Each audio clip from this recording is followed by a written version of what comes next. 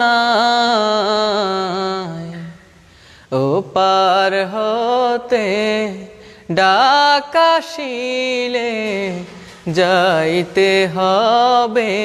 ভাই ও পার হতে ডাক আসিলে যাইতে হবে ভাই আজরাইলের ছোবল যখন লাগবে তোমার বুকে লা ইলাহা ইল্লাল্লাহ কি আসবে তোমার মুখে আজরাইলের ছোবল যখন লাগবে